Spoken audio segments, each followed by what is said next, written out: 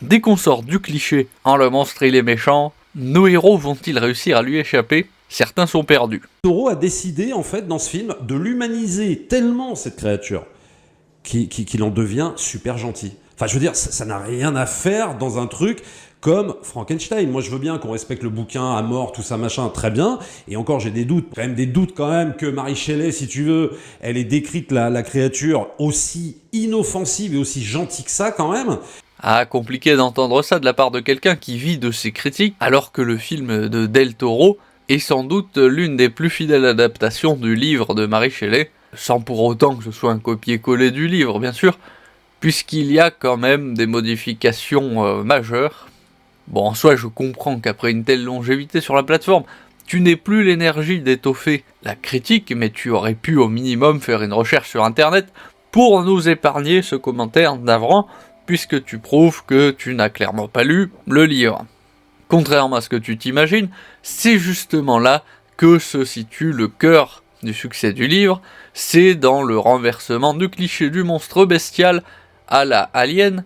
L'intérêt du livre, c'est précisément de faire comprendre que le monstre du docteur Frankenstein est si humain que c'est face à l'impossibilité pour lui de recevoir de l'affection ou de l'amour à cause de ce qu'il est sur un plan physique, qu'il en devient rempli de haine et de ressentiment, au point de commettre des actes odieux.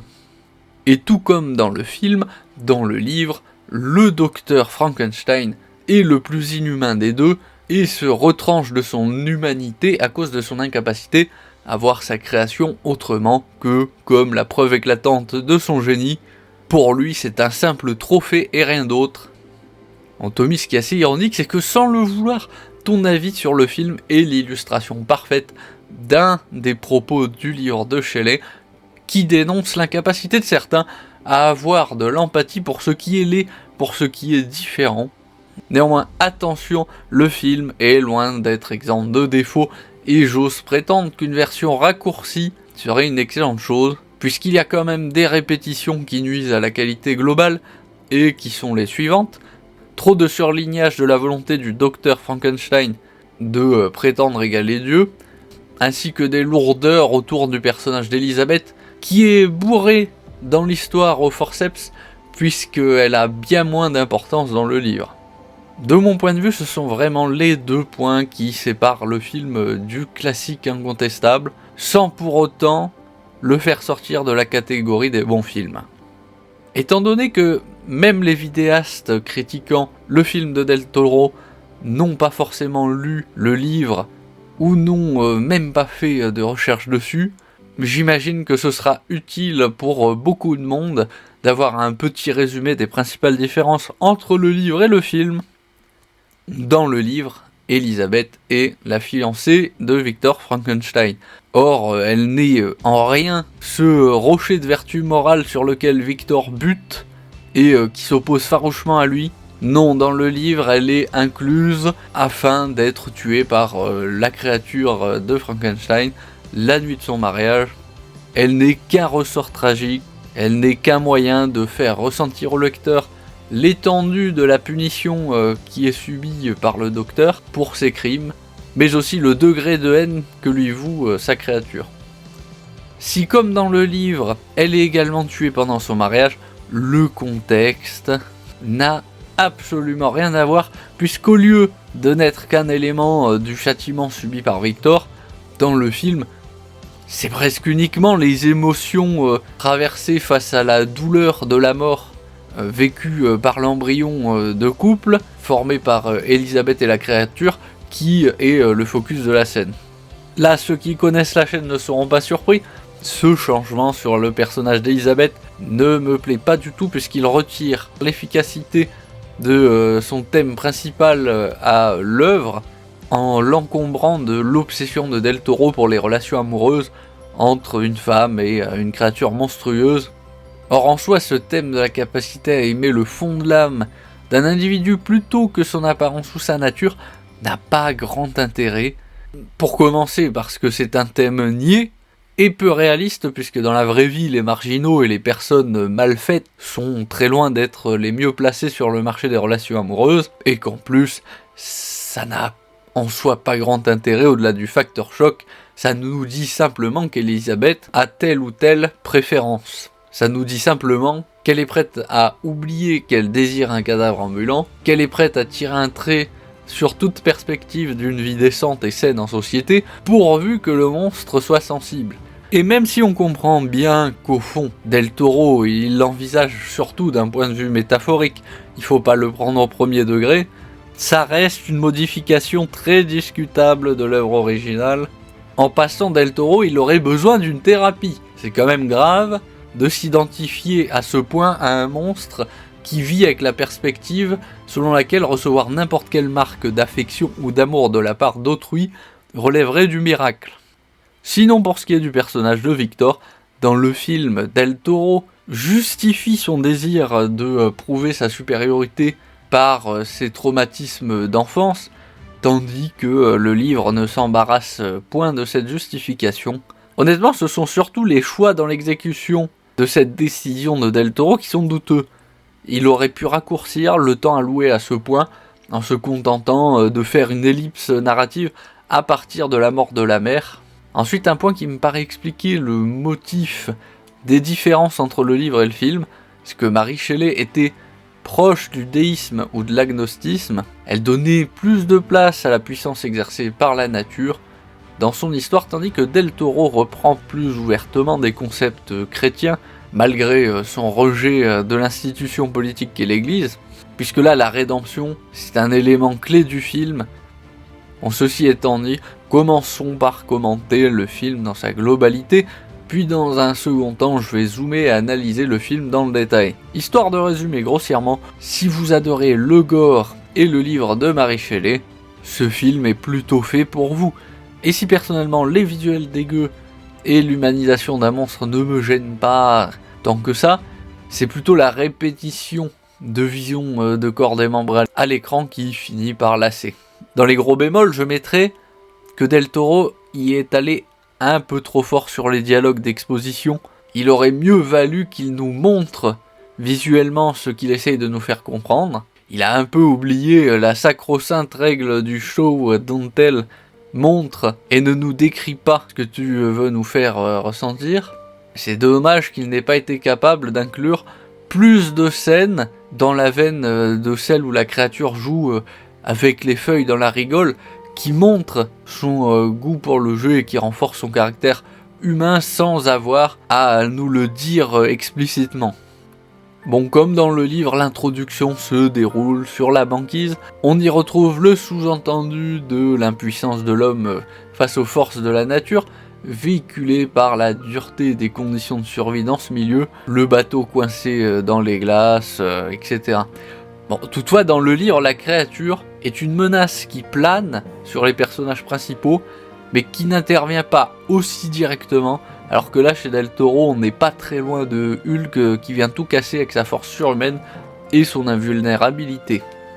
Sans surprise, Del Toro a fait ce choix visuel intelligent, mais très habituel pour lui, dès qu'il s'agit de montrer ces créatures, qui consiste à les montrer en plan large plutôt que de faire des plans tronqués. Ça permet de donner une échelle de comparaison au spectateur, qui peut alors comparer la créature aux humains normaux l'entourant, afin de renforcer sa monstruosité par le décalage qui existe entre eux. Le tout en donnant une plus grande conscience de l'environnement au spectateur. Une des autres forces du film, c'est les décors qui sont en dur pour la plupart, et qui sont dans l'ensemble plutôt réussis. C'est toujours un plaisir de ne pas avoir à subir la vision d'horreur des décors en CGI à la sauce MCU. Ensuite, Del Toro a fait le choix de couvrir la créature du docteur de vêtements dans sa première apparition, sans doute pour éviter de mettre tout le budget du film d'entrée de jeu tout en conservant le mystère de son apparence complète. Mais voir ce zombie aussi chaudement habillé enlève à l'effet de flagrance de son apparence inhumaine sur le spectateur. Peut-être est-ce un moyen de doublement renforcer l'humanité du caractère de la créature qui agit au nom de la vengeance, de la haine, et donc d'émotions très humaines, en la montrant directement dans ses accès de rage. Pour ce qui est des dialogues entre le capitaine et le docteur Frankenstein, Del Toro aurait pu appuyer un peu plus sur un paradoxe entre la fierté du docteur d'avoir été capable d'être un démiurge, c'est-à-dire d'avoir la capacité de créer une nouvelle forme de vie, et son amertume due au fait que cette forme de vie est torturée par la conscience d'être un cadavre ambulant, privé de toute chance de vivre un rapport agréable avec autrui. Il n'a été capable de créer qu'un mort-vivant plutôt qu'un être vivant. Oh, tout a commencé avec mon père et avec ma mère, oui. à l'évidence, dira le lambda, mais c'est peut-être plus profond qu'il n'y paraît, puisque ça sert peut-être à pointer du doigt l'une des caractéristiques qui manquent à la créature, des parents biologiques. Au lieu d'être né de deux parents en qui il pourrait se reconnaître, et inversement, il n'a pas de point commun biologique avec qui que ce soit, parce que désolé de décevoir certains naïfs, mais les individus se rapprochent par des choses qu'ils ont en commun, notamment par des expériences communes. De manière assez évidente, il va avoir du mal à trouver un être humain qui a vécu des événements semblables à ceux qu'il a vécu. Alors de nos jours, il faut féliciter ce film, puisqu'il a la bonne idée de faire ce que n'importe quelle œuvre dans laquelle il y a des personnages se doit de faire, c'est de définir ses personnages principaux. En 20 minutes, on sait que la créature veut se venger de son créateur, tout comme le fait que le docteur Frankenstein agit pour se venger de l'impuissance de son père à sauver sa mère, ainsi que de sa froideur à son égard. Ça a fait plaisir de savoir où on va, contrairement à tant de films ces dernières années. Ah, quand même, un point sombre du film, c'est la scène où le docteur Frankenstein présente un de ses zombies à l'université. Là, les acteurs surjouent comme des collégiens. En plus, sur un texte qui est tellement direct dans sa formulation qu'il en devient caricatural. Sans parler du fait que son numéro avec le Maccabée réanimé bien crado lui aurait valu assez logiquement la radiation de l'ordre des médecins. Au petit instant honnêteté, si je trouve le livre de Mary Shelley passablement ennuyeux par son manque de développement en profondeur des thèmes qu'il aborde, c'est plus proche d'un polar à mystère que d'un livre qui explorerait à fond toutes les conséquences découlant de l'existence d'un zombie tel que la créature du docteur Frankenstein. Mais en tout cas, comme j'ai pu le dire précédemment, la lourdeur de certains dialogues d'exposition plombe la digestion du film. Ça va, on a compris que le docteur Frankenstein se prenait pour Dieu et agissait par pur orgueil, pas besoin de le glisser à chaque dialogue. La référence à Prométhée, elle aussi, est un peu lourde, bien que présente dans le livre, mis à part le moment où le docteur Frankenstein essaye de reprendre l'outil bizarre à Christopher Waltz, et que celui-ci dit « Je n'hésiterai pas à être l'aigle qui vous dévorera le foie ». Là c'est un grand oui, car c'est une référence subtile à la mythologie, puisque le châtiment infligé à Prométhée par les dieux consistait à se faire dévorer le foie par un aigle, avec la subtilité suivante, c'est que son foie se régénère à chaque fois, aussi il est condamné à se faire dévorer le foie éternellement. Autre défaut du film, les réactions de la plupart des personnages sont vraiment mal calibrées par Del Toro. Je ne sais pas si c'est la faute de l'acteur ou de celui qui le dirige, mais il a vraiment du mal à être crédible dans son rôle de docteur psychopathe obsédé par l'idée de prouver sa supériorité. Je trouve qu'il ne s'emporte pas assez dans son langage corporel, il bugle plus qu'il ne montre l'excitation de toucher au but ou sa déception par son attitude corporelle, par ses mimiques.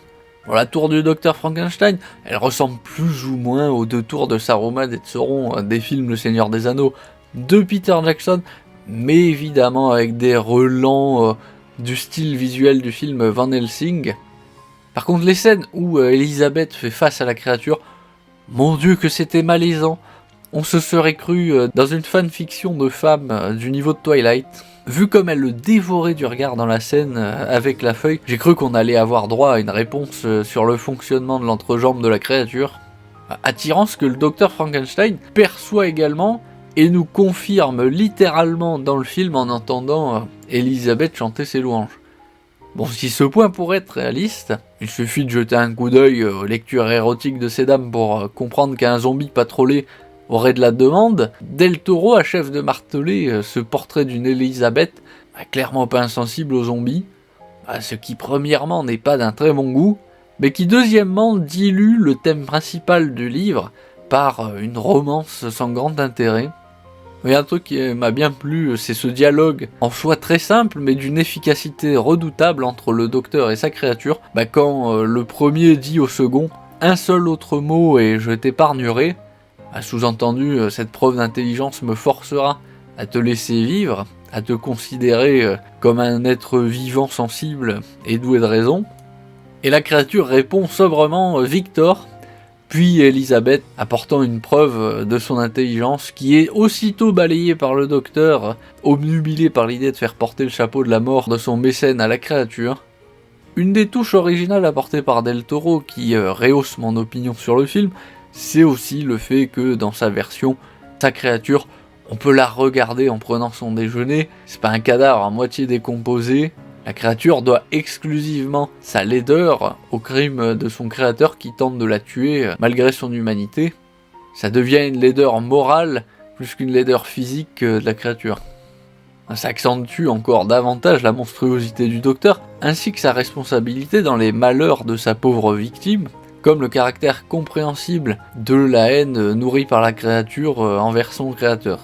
Lorsqu'il se retrouve face au squelette dans la forêt, la référence au être ou ne pas être de Shakespeare est un tantinet dans ta face, étant donné qu'elle est extrêmement pertinente dans le contexte de Frankenstein, mais Del Toro a l'élégance de seulement le montrer sans y faire de référence directe par un dialogue. S'ensuit tout un développement qui montre le rapprochement entre la créature et le vieil homme, nous amenant sur un autre point très émouvant qui est la cerise sur le gâteau de la malédiction effroyable qui le frappe, c'est son immortalité, car celle-ci le soumet à une bien triste torture consistant à voir périr les quelques personnes avec lesquelles il pouvait avoir un lien. Enfin, le clou qui parachève l'humanité de la créature réside précisément dans le renversement vers le milieu du film de la dichotomie entre le docteur et sa chose, dans le fait que la créature pêche par pur égoïsme en décidant de forcer le docteur Frankenstein à infliger ce qu'il a subi à une autre personne par sa demande de créer une compagne par le même procédé ignominieux. Sa douleur le pousse à égaler son tortionnaire en barbarie, il finit par être exactement comme son créateur, il fait le mal à cause de ses traumatismes passés. La suite assez logique de ce choix, c'est d'avoir le film qui se clôt dès le moment où la créature et le créateur, bourreau et victime, père et fils, se pardonnent mutuellement pour le mal qu'ils se sont fait, le tout en acceptant leurs torts respectifs avec lucidité. Cet ensemble donnant d'ailleurs une connotation très chrétienne au film, que Del Toro a clairement assumé dans des interviews sur le film, connotation qui est quand même beaucoup moins appuyée dans le livre. Alors pardonnez-moi pour la sortie de piste, mais j'oserais même dire que l'on pourrait extrapoler cette scène de fin en une métaphore du pardon entre l'être créé et son Dieu créateur.